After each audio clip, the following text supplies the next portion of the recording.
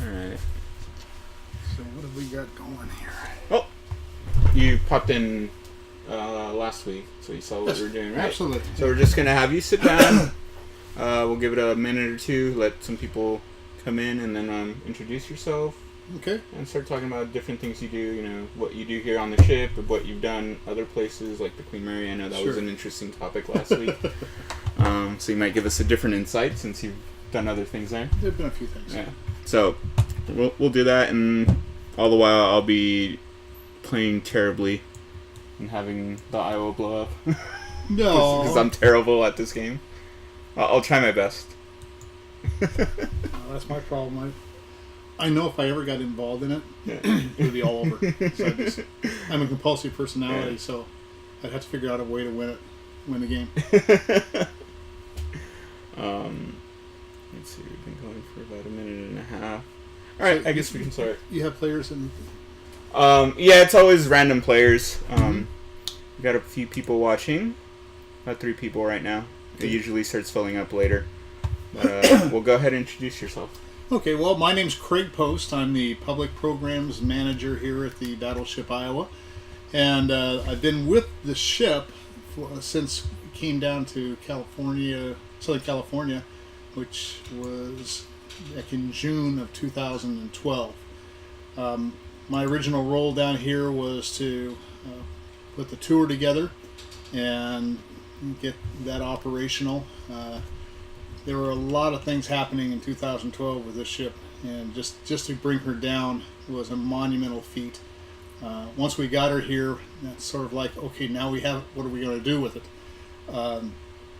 There actually were a lot of plans already how the tour was going to run and operate.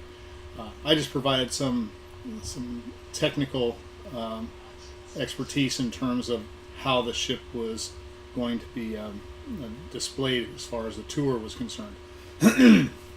I also had an opportunity to do most of the recruiting for our volunteers that were going to be operating the ship, and I did that even prior to the ship's arrival.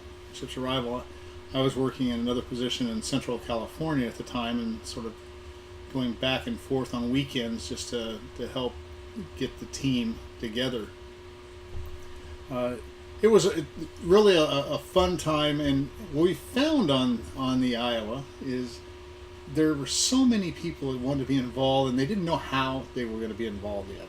And our job was sort of to mix their talents with what they really wanted to do and how they wanted to help this new project out. We had a mixture. Most people think, well, you have all the veterans that want to be there. Sure. There were those. There were history buffs. We had people who were just enthralled with seeing the ship and, gee, I have to be able to do something on board. And there were people who had technical skills. There were craftsmen. We just saw a tremendous amount of people running all different construction trades that were here to help us get the ship open. It was an exciting time getting that taking place. I remember that, as I said, my role was sort of training new people on the tour route, what I knew about the tour route, and getting data. The data was always the tough thing. I always confirm. Yes, this ship did have 4 propellers. Some things like that, and how much did each propeller weigh. And thank goodness we had our curator, Dave Way, who was I think he's been interviewed by you, or maybe not. Yeah, no, we did the podcast interview, and that's still getting worked on. Okay, well, Dave has both his avocation and now his vocation surrounding battleships. He grew up loving the battleship. He built the models and did all. I never had that experience. Quite honestly, I don't have the fine motor skills to build models, nor do I have the patience. but he knows just about everything there is to know about this particular ship and this particular class of ships, the Iowa class battleship. But it and he and I were friends, and in fact he told me about this opportunity coming down here. We met on the Queen Mary many moons ago, and while I was running the tour over there and facilities operation at that point. Give a little background, why in the world they chose me. My background actually did start on the Queen Mary as far as the attractions is concerned in the nonprofit world. There was an organization called Museum of the Sea Foundation, which was the very first operator on the Queen Mary that's in charge of the tour and the education program. At that point in time, we had an affiliation with Jacques Cousteau, because we built an online museum on board the ship. A museum on board the ship that basically highlighted his series of books about the sea. So various things that, there was quest for food, and we talked about how animals ate. There was propulsion. There was environmental condition, and all these wonderful exhibits that were on board. And there were a series of aquariums and tanks that went through there, and it all followed his direct line of his books and he had.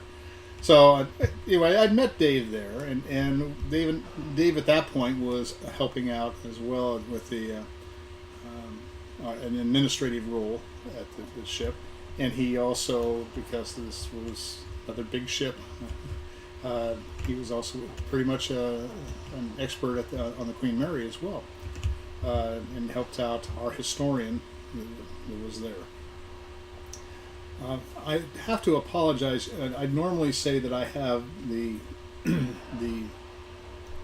face for radio, although right now I have the voice for silent movies. I apologize.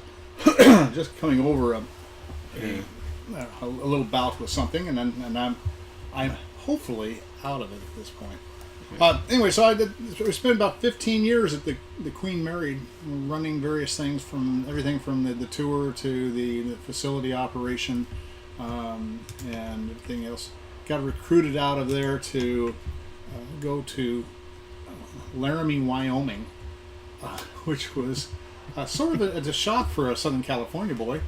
My wife and I moved up to Laramie, and I was in charge of building a restored prison building, circa 1860s. The only one, by the way, that housed Butch Cassidy at any time behind bars, which is its claim to fame. But we built a end of tracks town around this prison building. And putting that project, that was a lot of fun, and that was a big kick. But it was a different lifestyle change from coming from Southern California, where you had 3 days of winter, to going to Laramie, Wyoming. We have 3 days of summer, and summer is anything over 50 degrees. Now, obviously, that was not. It was a lot of fun, but it was a different experience. From there, I got recruited out to Central Ohio to run a restored canal town. Again, circa probably 1840s, that era. And we had our own, as part of the Erie Canal offshoot, and we had our own canal boat. We had a mule team that carried the canal boat for about 1.5 miles down a section of restored canal. And we had a number of different types of buildings and structures that met that era. But again, the call to California was pretty strong. After a few years, I got a call from some people who were doing an upgrade on the Queen Mary, and they asked if I'd come back. And I said sure. And yeah, so they got me back here, and I went back to work at the Queen Mary for a year or so, and again putting that project or the tour back together. It had undergone many different management changes as I was gone, and even while I was there, it underwent many management changes. But and from there, they I said the grass is always greener. So I got involved with a company called Malibu Grand Prix. Malibu Grand Prix, as many of you know, is used to have a lot of go-karts that are out there, but they also operated family entertainment centers, which means video games and the arcade games. Now, the arcades in the 80s, vastly different look than where you see a lot of the modern day arcade games today. And a lot of times they had a reputation which was very well deserved, being these dark pits where pre-adolescents and adolescent males would go, and it was grimy and a lot of times it was not a pleasant place, experience to be.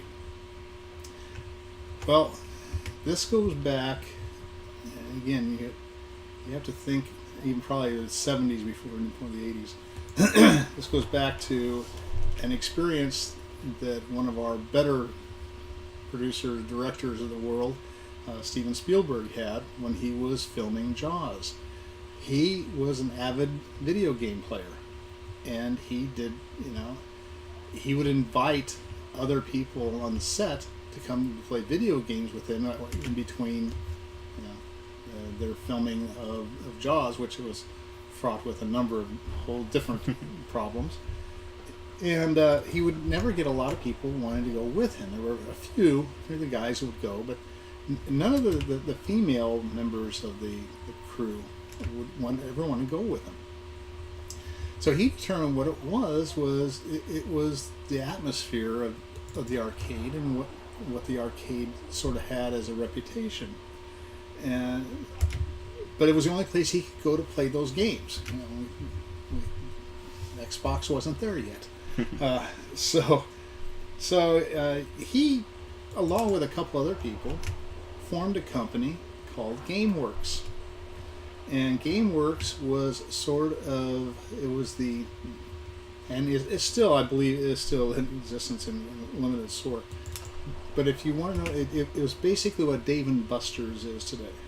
It is an adult entertainment, and you be very careful with that as well, venue where you could go and have a drink. You could play the video games. You could, in a more upscale, relaxed atmosphere, and one that wouldn't frighten your date as you took them through. And so he developed this GameWorks thing, and he got out of it in a short time afterwards. But that was out there, and they had recruited me. I really liked that idea. I thought that was a real good concept, and so worked for them for a while, and just played back and forth, and finally, I said, okay, there's some issues that involved. Let's see. There's some issues that involved a lot of drinking and a lot of party going that didn't come so much from my side of the family attraction side of the house. And I looked for something a little more back towards that, as opposed to the more adult entertainment type venue. Long story short, I worked for a company called Palace Entertainment, which was basically the offshoot of the original Malibu Grand Prix. And I was the general manager of one of their facilities up in Central California when the Iowa thing came up again. And so that is the long tourist route about how I got here. I got to say that this is an organization that you can understand people who come to a job because they're getting paid for their job. I am always mesmerized and I'm always appreciative of the volunteers that this organization has that come here because of the sheer love of being on board this ship and making this project successful. Those of us who are on staff, we recognize that, and we recognize that it's truly our crew, our today modern crew, that makes the Iowa and the Iowa experience what it is. I sit and I look at everything from the carpenter who was working on our wood decks, who takes the time to build sections of deck just as that would have been built when the ship was made, to the ship fitters that we had, to an electrician that has worked around ships all his life, and all these people coming in and doing their daily work, and with a great smile on it. Those of us on the other side of the staff and the day staff, we owe them as much of an obligation to make this project work as they are trying to make it work for us. So, and quite honestly, right now, this is a nonprofit organization. We are doing well, and we are leading innovators in this particular niche market. One person said that this is the historic naval ships. There are a number of different historic Navy ships that are on display currently. They all have various business operating plans. This one, I think, has the right thing. It's cutting edge, telling a story, using the best in technology that we have available to us at the present time. I'm actually sort of fulfilling a check mark on my list. I have been interviewed by newspapers, magazines, radio and television personalities, been on radio and television a number of times. I have never been on a webcast. So all right. So this is my first time. Yeah. So if I sound like I'm rambling, that's exactly what I am doing. So you started pretty much developing the tour. That was your basically first kind of thing you did. The first thing I did here was they had an idea where the tour route was going to be. We locked in the tour route, which covered portions of 7 decks on board the ship. Actually, at that point, probably about portions of about 5 decks on board the ship. And there was a planned route. I knew how to get from point A to point B without any kind of problems whatsoever. For 2 weeks prior to opening, I could walk this ship backwards, which and that tour route backwards, and I was an expert in that pathway. Yeah. And the things that I would see along that pathway. Now, this does not make me an expert on the Iowa. That is my good friend Dave Way, our curator.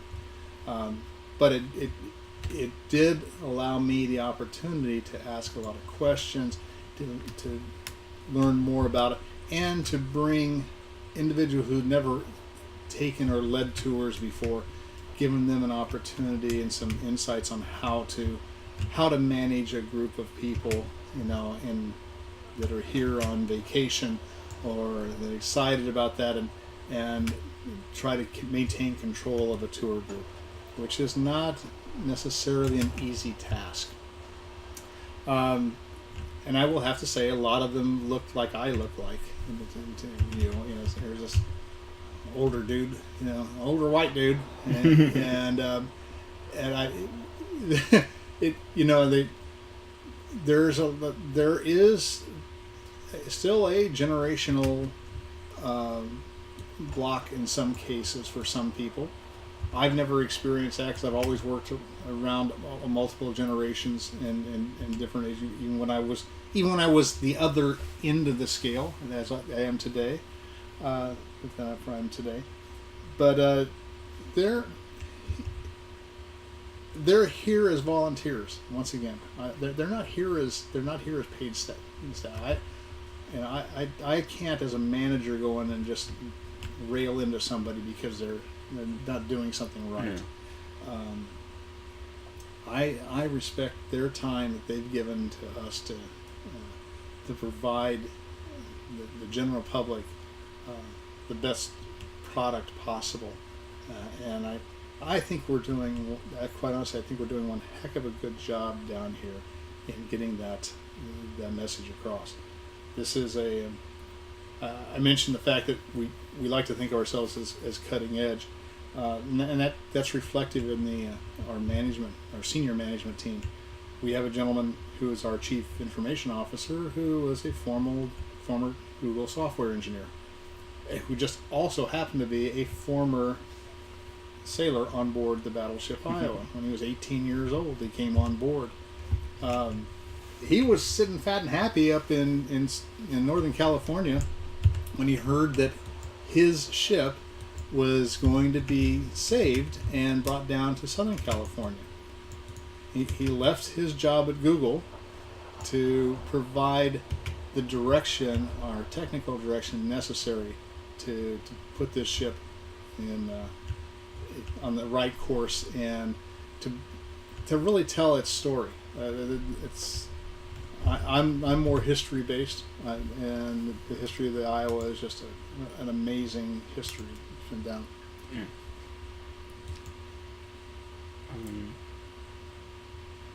So, let's see. We'll go more current. What's your favorite maybe thing we're doing right now, or upcoming thing that we can talk about? Because I know there's something that haven't been announced yet. Some right. All internally, but yeah, we're working on some rather large project internally that I can't talk about it right now. But I believe one of the things that we're very excited is the ship is always changing. I think we run into an issue, and I can address you at this point, is when I came down here, one of the biggest things for me was I don't want to work for a museum, because I had a connotation of what a museum is. A museum is placard, a square box. You look at a thing and you walk to the next square box or placard and you read that. You walk to and it didn't have the level of excitement that I was used to, or it could hold my interest. My wife is the type that would walk into a museum like the Louvre and walk out in 20 minutes. I've seen it. Okay. And I'm not that bad, but I'm pretty close to that. So I always like to look for things that involve people, that engage people. And the Iowa promised to have a lot of potential in engaging the general public, to immerse them in this great venue. And so the projects that we've been working on are things that will do just that. They bring the ship alive. It even down to the point where it's somebody telling them, walk on the deck and you talk to a person on the deck, and they tell you the story that just makes chills go up and down your spine. It's that human interaction, not just the metal of the ship, but it's that human interaction that really makes the experience on board the Iowa what it is. Now, do we use the word museum? Yes, we do use the word museum. We are the Battleship Iowa Museum. Because we are a 501c3, which means that we also can go after certain foundation support, and foundations like to be involved in worthy causes.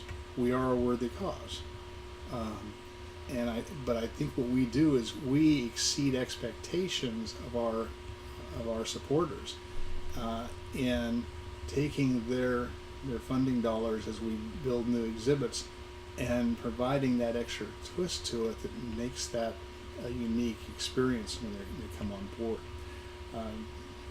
As I said, one of the bigger ones that's coming up is doing just that. We are, I'm very, very excited about what's going to be premiering this year at some point in time. Every time David walks by and talks about what the concept is and everything, it sounds amazing. Well, it is, and you know, here's a man who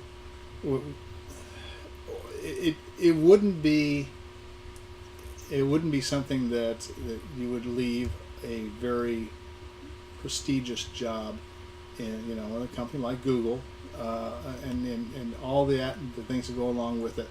It came down not because of money. None of us are here because of money, quite honestly.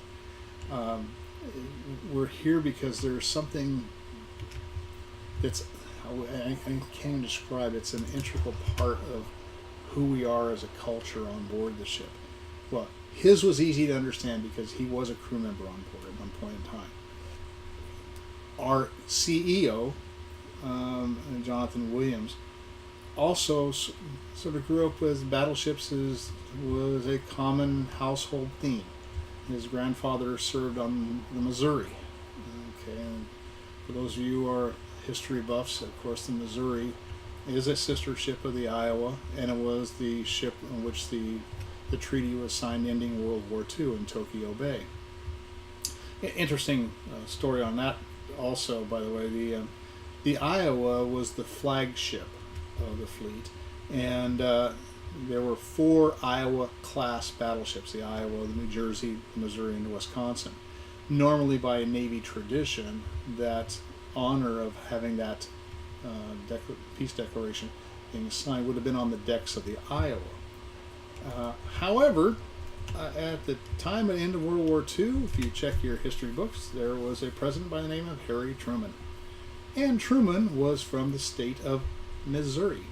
I'm sure it had absolutely nothing to do with the fact that that's why the Missouri was chosen as the ship to have the treaty signed on, but everything is politics. Everything's politics. So it's there are a lot of things coming up. I think that if you come down today, you will see a different ship than when you may have come down in the past. Like I say, well, our first years we were scrambling just to get things open and operational.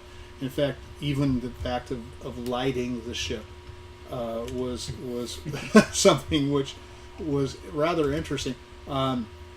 We didn't have shore power, nor did we have water and sewer coming into the ship.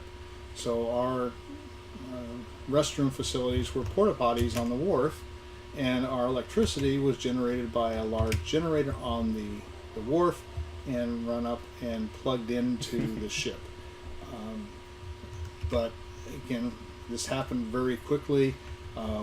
Running those power, like we weren't sure what we were powering up and what we weren't for a while, and all of us were advised, please carry your flashlights with you because you never know if we get, we lose power. During an overnight, we lost power. Yeah. And so the morning breakfast was on deck because it was so dark down below. Well, imagine, we see it now, we see a lot of light and everything else, but imagine if there was no light in this ship. It is literally a steel box. Not only is it a Faraday cage, which means you can't get signals out of it, but you're also, it's just complete pitch black. That's what our original team that went up to, I always say, rescue the ship up in San Francisco, to bring her back down, get her prepared to come down. That's what they experienced when they first walked on board her. There was no ambient light, there was no generators, nothing else other than the light that they brought with them. And it was because of the people who knew their way around the ship.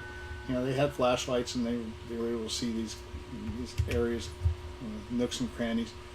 But I can't even imagine what it must have been like going through areas that I'm very familiar with now. I can't imagine what it'd be like if we lost complete power and I didn't have a flashlight. It would be a sort of a frightening aspect. Full steam ahead, and we lose power. That would be. That's one of the reasons why our full steam ahead tour, which it takes you down the engine rooms and boiler rooms, is our guides are required to bring flashlights with them.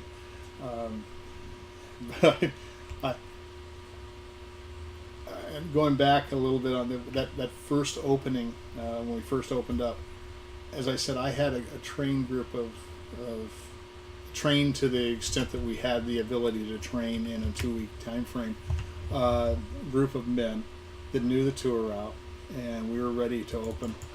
My boss at this point, the CEO, was Jonathan Williams, came in and said, "Oh, by the way, the Iowa Veterans Association, which are comprised of all of the men and women, well, men at this point, because it was that time, all the men that had served on the Iowa during her years of service, whether that was World War II, Korea, or Cold War era, we're having a convention in town honoring the ship coming in, and they had been given permission over a 2-day period. They could come down and go anywhere they wanted to on this ship and see their old workstations. Now, many of the areas that they worked in are not open now, won't be open for many years to come, but they had permission to do this. The only restriction was they had to go in groups of 4, and once again, all 4 had to have their own flashlight. This was, again, because we weren't sure what kind of power we were going to have. We lost power, and we didn't know where these people were. So Jonathan came to me and said, we probably should provide our guides, our tour guides, and put them in positions throughout the ship as a safety monitors. And he said, you take care of that, Craig? And I go, no. I said, I can take care of the route of the tour on the ship. There are places on this ship that I had yet to even look at and go myself, much less assigning people to go there. And he said, "Oh, okay, no problem." He says, "Get the guys, and tomorrow morning I will position them for you." Well, that's a frightening thought, looking back at it. And I said, "Okay, sure, I'm right and willing to do anything." So I get down there and I have about 45 men, and Jonathan leads us up the ramp, and we start going in areas on the tour that I'm familiar with, and then we go off tour, which I'm not familiar with. Now, so you don't get lost on a ship like this. They have something called a bullseye, and a bullseye is a big yellow sign on bulkheads throughout the ship that tell you where you're at. I always thought that's sort of a funny thing. Why do you need to tell you where you're at? Well, I learned, real easily why that was necessary. The bullseye, through a series of numbers, identifies your position on the ship. So it will say what deck you're on. It will tell you approximately how far away you are from the bow of the ship. It will also tell you whether you're on the port or starboard side of the ship or midship. Well, that's sort of silly. I mean, I should know at least which side of the ship I'm on. But you start going down below decks and you have no point of reference. Yeah. There's no portholes to look out, and you've been going up and down ladders and twisting and you really do not know your, let's say, your nose from your tush, and you don't know where you are oriented on the ship if you've been doing this for a while and not taking notes. So I'm going through there, and Jonathan is leading. He says, "Okay, you stand over here," and I write the man's name. I'm looking for a bullseye that I can write numbers down, and we're walking at a rather rapid pace, and finally we get back up to the deck where I can see out again, and he looks over to me and says, "Craig, do you have it now?" I said, "Well," I looked at it on my notes, and I said, I started with 45 men. I feel very confident I can find 40 of them. I'm going to look for those other 5 the rest of the day, and that was basically what I did. And that's how we learned how to find our way around the ship. But these are the kind of things that you just don't think about. The ship is so large, but at the same time, we operate in very small compartmentalized areas. This room right here is a good example of a typical office space that was on board the ship. I have one of a large space on board. It's located next to our Combat Engagement Center, which was added in the mid '80s. But in the World War II era on the ship, it served as a staff, an admiral's cabin, a staff cabin, and in fact, the admiral that stayed in my it's my space, not the admiral's space. It's my space. The space that I now occupy was occupied by Admiral Leahy, and if you take a look at your history books, you'll find he was the Joint Chiefs of Staff, head of Joint Chiefs of Staff, a very prominent person on board, and that occurred during a rather momentous crossing. The Iowa had just shortly after being built and set to sea. Where she carried FDR across the North Atlantic to meet with Churchill and Stalin at the Tehran conference. FDR brought with him his entire war cabinet, and if you look at it, it's a who's who of World War II. You had General George Marshall, who heard the Marshall Plan, which rebuilt the entire European continent after World War II. He had General Hap, who was the modern head of the Army Air Force, which later became the Air Force. He had Admirals King, Leahy, a lot of different people on board this ship at that point in time, and which I always found was rather odd, because we got into World War II because of Pearl Harbor. What mistake did we make at Pearl Harbor? We put all of our top ships in one central area, and it made it easier to attack. Here we put all of our leading strategists and minds on board the Iowa with the President of the United States on a single ship traveling across the Atlantic. But here, this also speaks to another issue. It speaks to the confidence that this particular ship was built to handle tasks such as that. She was Air Force One, if you in today's modern jargon. She'd be Navy One at this point. But she was traveling across, and she had so much armament. She was such a powerhouse.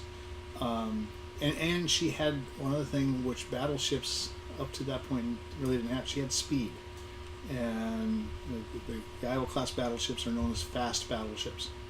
She was able to not only keep up with, but outrun her escort ships. In fact, in order to protect her on the crossing, they lined up a few destroyers across the Atlantic that would provide escort for the Iowa going full steam, and they couldn't keep up with her, but they would provide for a brief time until she came in range of another protection ship along the course. Now, the story which it shakes my head. I shake my head every time I think about it. I don't consider myself a historian, but I do consider myself. I've watched a number of of Discovery Channel in World War II documentaries. But I had never heard this story until I came to work here. On that trip over with the President of the United States on board and the entire War Cabinet on board, who, by the way, as they were going across, were putting the final touches on the D-Day invasion plan. So it was a group of people that probably knew what they were doing. There was a ship called the William Porter. The William Porter was a destroyer, and it was assigned escort duties during part of the trip. As the Iowa came into view, the Porter was going through some drills on deck. One of the drills was a torpedo drill, and somebody accidentally fired a live torpedo directly at the Iowa. Okay. Now the ships are on radio silence, obviously. The captain of the Porter goes, I guess I'd better notify the Iowa that there's a live torpedo coming out. So they notified that. The Iowa took evasive action and made a hard bank. The torpedo went behind the Iowa and exploded in the wake the Iowa had left. Now, the next thing sort of broke the humor was the Secret Service that were covering the president at the time run out of his cabin with their 45s drawn in the air. Think about this for a moment. The Iowa had 9 16-inch guns, 25-inch guns, multiple 40 millimeter, 50 millimeter anti-aircraft gun. We really don't know what those Secret Servicemen were going to do with their 45s. So the sailors on board looked over and they started laughing at them, but it was just pure instinct that they're guarding the president. They didn't know. But when you look back at it, there wasn't really a whole heck of a lot you could have done with a 45 in that kind of situation. So, long story short, after this happened, of course, now you have Admiral King and Admiral Leahy on board the ship. One of our own has just fired upon them, and of course the President of the United States. They didn't take kindly to that. They ordered the Porter to South America. They got an immediate course, and of course they trained their 16-inch guns on her as she was leaving. Just to make sure that it wasn't some kind of a strange assassination attempt, and it truly was an accident. The entire ship would end up being court-martialed for that action. Some were then actually go to jail. FDR intervened and said, no, it was an accident of war, and no harm, no foul. But think of what would have happened where we would have had friendly fire sink our newest and greatest warship, the Battleship Iowa, with the President of the United States as an entire war cabinet on board. You think that might have impacted how World War II turned out? It's hard to tell. Thank goodness we don't have to. That's only an incident in history at this point. But once again, I go back to Pearl Harbor. When you have all those people on the ship at the same time, that's really rolling the dice. So have I bored people enough at this point? What else? The other thing, which I go back and I'll it's always a great honor for me. I did not serve in the Navy. I did not serve.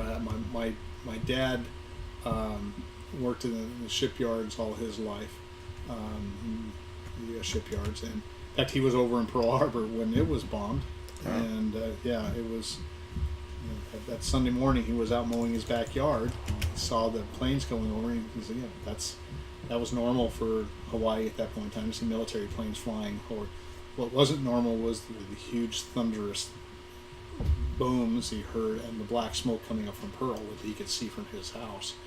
And so he and a bunch of his buddies, which were also shipyard employees, piled into a truck and went down. My mom said didn't see him for 3 days afterwards. They didn't know what was going on, and it was just pure chaos at that point in time. She was evacuated within the week off the island, got all non-essential civilian personnel out of there. But so I had the experience of seeing a number of these ships, a number of different ships, destroyers, cruisers, aircraft carriers, battleships, and over the years, on the Saturday and Sunday open ships that they used to have. And so I have probably been on more Navy ships than most Navy personnel. Didn't have to live on them. Yeah. I have definitely visited enough of them and seen them.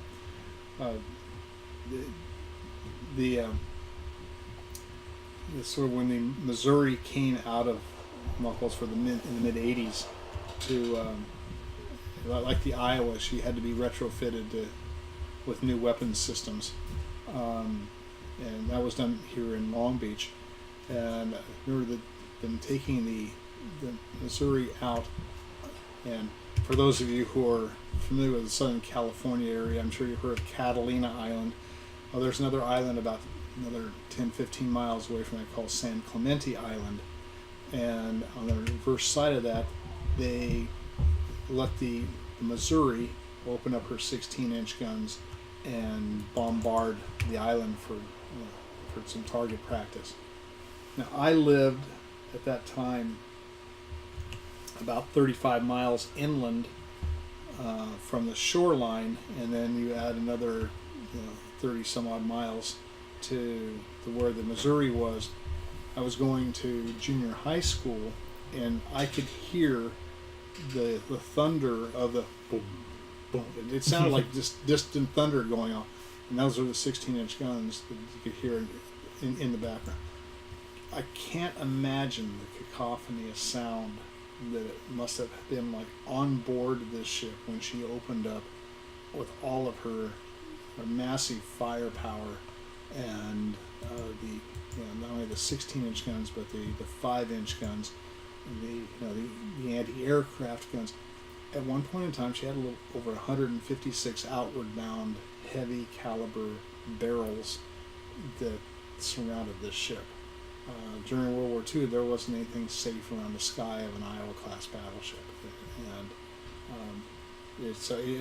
but the noise. It's one of the reasons why you see a lot of World War II veterans with the earpiece going, yeah.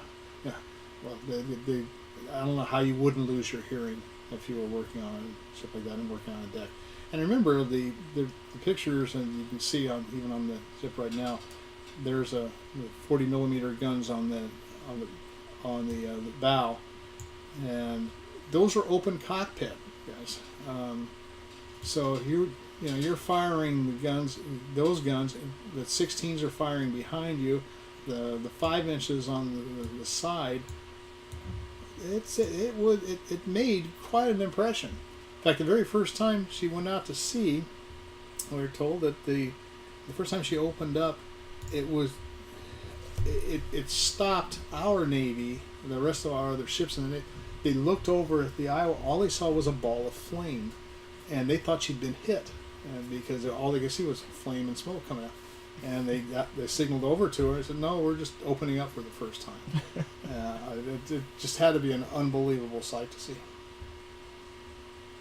So that's my story, and I'm sticking to it. All right. Well, short episode unless you have anything else to talk about. I really don't, and unless anybody else has any questions. Yeah, any questions that come up, we'll stay on for a couple more minutes. If not, we'll end the stream.